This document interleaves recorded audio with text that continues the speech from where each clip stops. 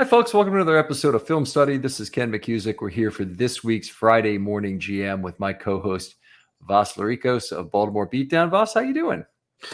Doing well. Looking forward to week 4. Hope to wash that taste of the week 3 disappointment out of our mouth on Sunday. You know, it would have felt a lot better going into the Browns game 3-0. The Browns and Steelers present very significant challenges for the Ravens, as injured as they are. That's something we definitely need to get to soon. But I guess the biggest news on the front office front is Kyle Van Noy signing this week. Yes. Fortunate that he was still available in my mind. You know, he played 13 games last year as a starter, and he was apparently asking for close to $10 million when they signed Clowney. That's the rumor. Don't quote me on that. But now to have him on the practice squad for about $300K until activation start is certainly a beneficial development for this team that they really need some help at outside linebacker right now. Yeah, and he is a true Sam linebacker. In fact, you know, he's played some off ball too, so it's not as a 1-for-1 comparison here, but he's dropped to cover almost as often as he's rushed the passer in his entire career. So, you know, obviously a lot of time at New England, a little bit of time with the Chargers last year. He played at Detroit to start his career. But in particular, as a coverage player, he's really come on in the last few years to be even better. Still maintained a pretty good level of rushing the passer. And, you know, it's not in a ton of snaps. So his sack rate career is over 2%, which is nice. Bowser's is 1.7 and Clowney is 1.3 by comparison. So you're talking about guys who, you know, this is a guy who can rush the passer. It's not terribly surprising to me that he wanted a little bit more money. Pretty good run defender over the years. He's always had a pretty good total of defensive wins. So a very nice pickup. He was the guy I really wanted in the offseason of all the people they brought in. I've certainly said him ahead of Clowney, but Clowney's played very well, of course, for the Ravens. Yes, he has. So to be able to have maybe the 2 best outside backers that were available to start training camp, and you end up getting them both on the roster for a pretty reasonable cost, that's definitely beneficial. Van Noy seems like that consummate Bill Belichick, do your job kind of player. And he has that coverage versatility, as you mentioned. I also just really think they needed an edge setter coming into this game with Cleveland and their outside zone-based run game when you have hypothetically Clowney, Jeremiah Moon, and Tavius Robinson as your only pure outside backers, with Ojabo and Owe both dealing with ankle sprains or potentially even high ankle sprains. They needed that coming into these 2 straight divisional games. Cleveland and Pittsburgh are 2, maybe along with Tennessee, or maybe the 3 teams that you least want to play when you're banged up, because some of the most physical football in the league.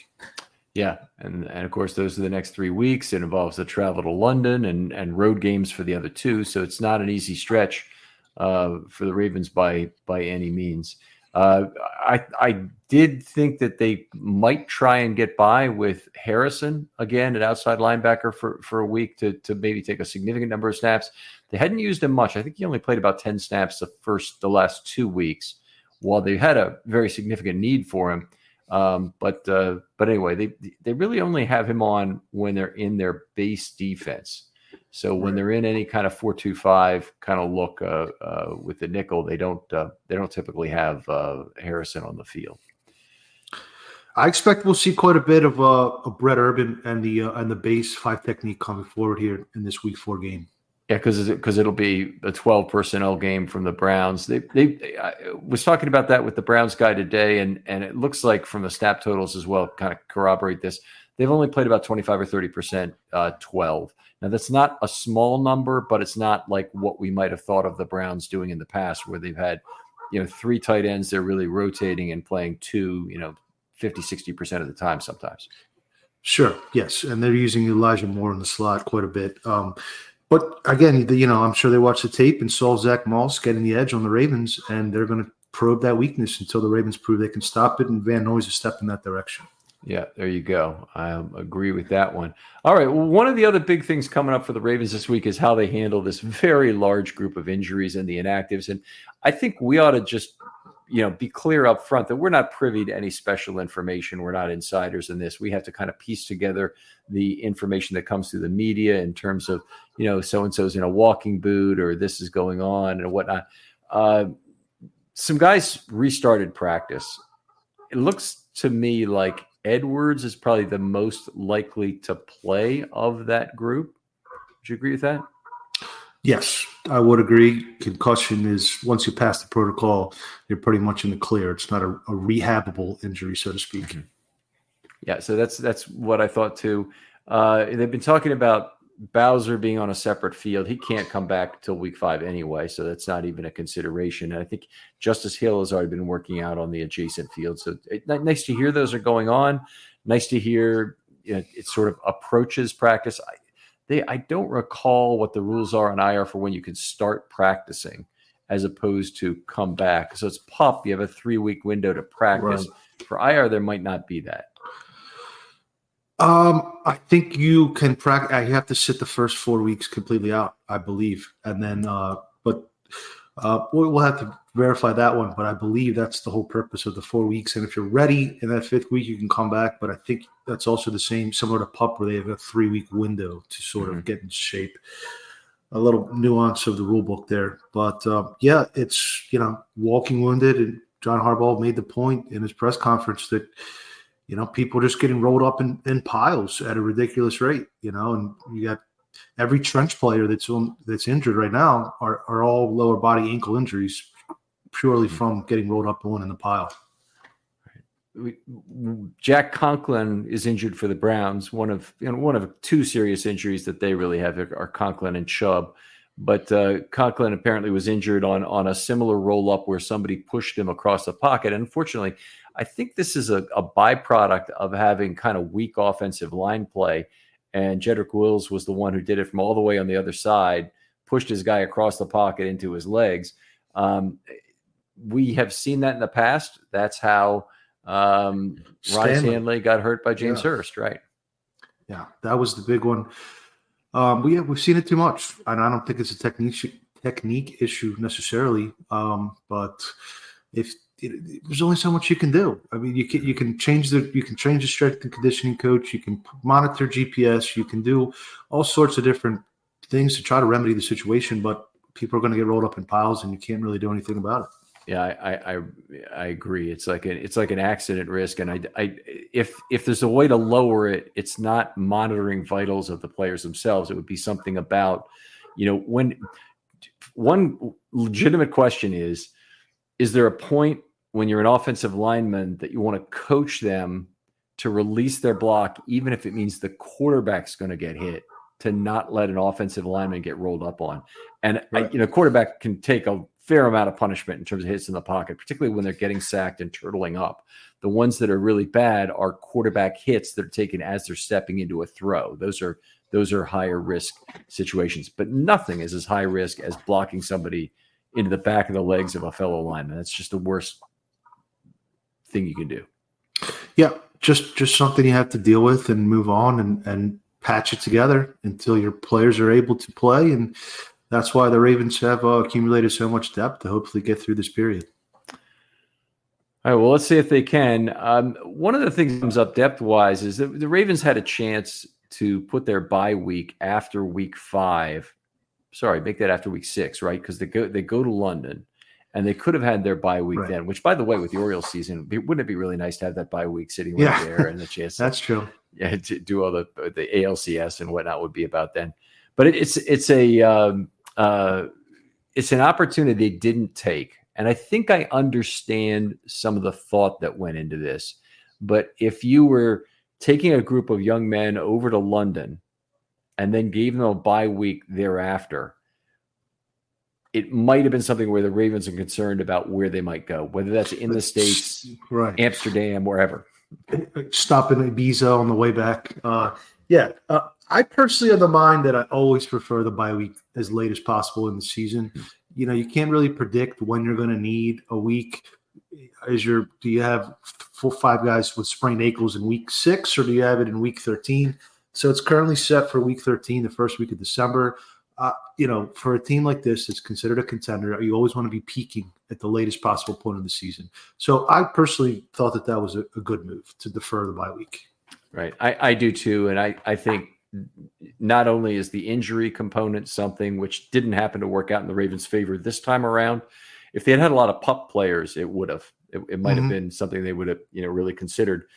But they don't really. They just have one NFI guy who's coming back, as far as I know, Bowser, and no other pups as they've had last year. They had a fair number of them. I think is more of a maintaining focus after London, is that it's a crappy travel week, and you have some of that from any time you have to play on the road on, say, a Thursday. But I don't think it's any worse than that. I think the risk is that players become distracted and they're in another country and they want to go there with their families. And then when they do that, they get lost in further activities. And it's just harder to reherd the cats, so to speak, to get them back to practice and get them back focused on football again. That's a good point. I didn't think of that. Aaron Rodgers' season is officially over, but yours has just begun at MyBookie.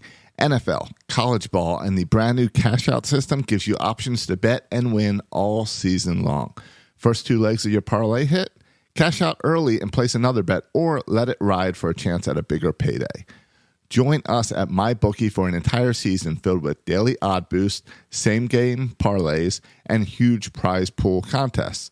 Right now, MyBookie has a no-strings-attached cash bonus that lets you deposit and withdraw quick. Use the promo code RAVENS on your first deposit of $50 or more, and you can receive up to $200 in cash instantly credited to your MyBookie account. That's promo code RAVENS to claim your cash bonus now. You can bet anything, anytime, anywhere, only with MyBookie. But from an aspect of keeping the team focused on, I think that's a very good point. I guess one other point I want to bring up was about the current running back situation. Mm-hmm. I don't know about you, but this looks an awful lot like the last 2 years to me, acquiring, or, they had Gordon already and he was already a backup and they didn't expect to make the team. He didn't. And then he hangs around the practice squad and now he's needed. And then Kenyon Drake coming back again. Is there a deja vu all over again kind of feeling you're having? I think so. I definitely think you can make that connection from Melvin Gordon to Mike Davis to Latavius Murray, pretty similar style players. The Gordon acquisition was an eyebrow raiser for me when it was made. Just didn't see any upside there. And the issue, I think, was perhaps, this is speculation, they didn't realize that Dobbins was needed maybe, or was going to hold in. And that's when they made that move. And by the time they made that move, most of the other young running backs were already latched on, because that was while the rosters were expanding. And to Costa's credit, I mean, he went out and got Keaton Mitchell, who's probably one of the best UDFAs that was available this cycle. But unfortunate timing of when the injuries occurred, and then Mitchell has to go on IR, and then you need him before he's back from IR, before he's eligible to come back from IR, because Hill, your other explosive back, was also lost. I do think Drake still has a little bit of juice, as he showed on that catch and run before he fumbled. It's just one of those things where I think you just kind of have to tough it out. I would anticipate that Mitchell will be reactivated in time for week 5, and Gordon will be jettisoned, because at that point he will be out of P squad elevations. Yes, and that's a good point. They certainly don't want to. I think they get paid for an active week, that week that they're on the roster. But Gordon, the Ravens are safe from playing him for a full season anyway. So I guess they could put him back on the practice squad and have him around participating for a while. He won't have elevations left, but he could be activated at some later point. But I agree with you. I think Mitchell's going to step in and have a pretty big role right away. Yeah, they need that juice and to be able to threaten that edge. Explosive plays, especially in week 3, were not where you want them to be. Duvernay not getting the opportunities in the backfield after he got a pretty good set of opportunities against the Bengals, and did last year against the Bengals as well. But 3 carries in week 2. Yeah. So why not? Why shouldn't we see Duvernay for some of these opportunities when the Ravens are so short on running back depth? I projected that, anticipated that, set my fantasy football lineup with that in mind, I was surprised that they did not see that for sure, because he gives you that, and he can replicate a lot of what Justice Hill can do. So, I think really looking forward, once people get back healthy, Gus is kind of your lead back workhorse big man, and then you basically have speedier, more elusive backs filling out the rest of the core. And I think that can be effective, but you need to have those speedy elements return for that to work. Yes, and the Ravens, they have kind of an embarrassment of riches in terms of speed guys on the offense that could be plugged in for Monk, and they have really 4 guys if you include Mitchell injured, Hill injured, Right. Duvernay not being used, which is really unfortunate, and then Flowers, who's getting all the workload, but it's with an ADOT of 3.5 and a long catch of 8 this last week, it looks like a lot like 2021 Marquise Brown down the stretch, being just super underutilized in terms of getting him opportunities down the field or peeling that safety off the defense and getting other people opportunities. Either one would be fine.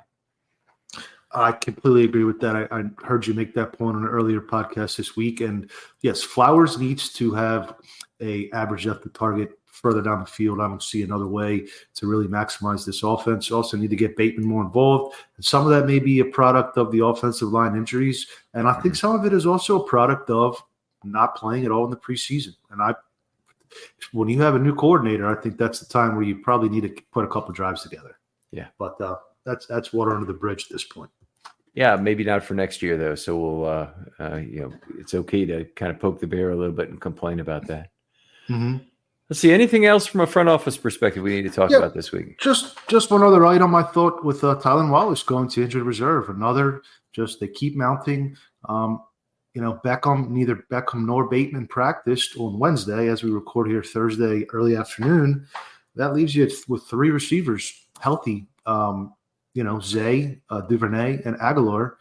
I think you probably need to activate somebody if Bateman and Beckham are not going to be available. And I would say probably Laquan Treadwell would be the first man up. He has the most experience. He played reasonably well in the preseason, and he played reasonably well on special teams in the preseason, which is really what you're looking to fill as a replacement of Wallace. Very, very key. And he's going to get some snaps at wide receiver if he gets activated. I anticipate also that he will be. And they will probably ride that pony for 3 games, I would guess, because the Ravens really have to manage cap very closely during the season.